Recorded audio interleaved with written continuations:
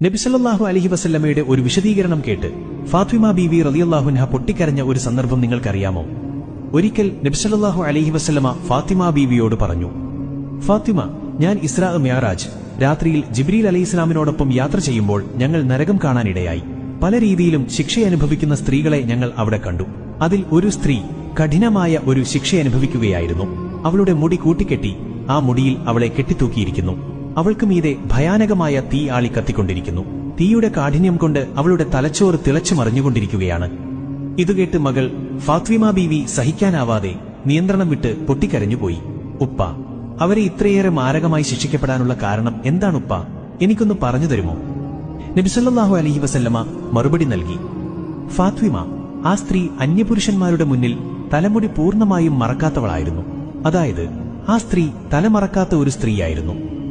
സുബ്ഹാനല്ലാഹ്, തലമറക്കൽ നിർബന്ധമാണ് എന്നും അതൊരു മുസ്ലിം സ്ത്രീയുടെ അടയാളമാണ് എന്നും ഇക്കാലത്തെ എല്ലാ മുസ്ലിം സ്ത്രീകൾക്കും അറിയാവുന്ന കാര്യമാണ്. മറക്കണമെന്ന് അറിവില്ലാത്ത ഒരു മുസ്ലിം സ്ത്രീയെപ്പോലും മുസ്ലിം സമുദായത്തിൽ ഇന്ന് കാണാൻ കഴിയുകയില്ല.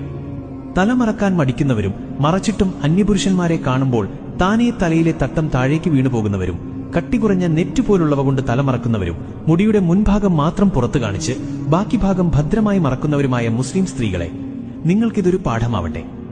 പെങ്ങളെ, നിങ്ങളിൽ പലർക്കും തലമറക്കുന്നതിന്റെ ഗൗരവം അറിയാത്തവരായിരിക്കും.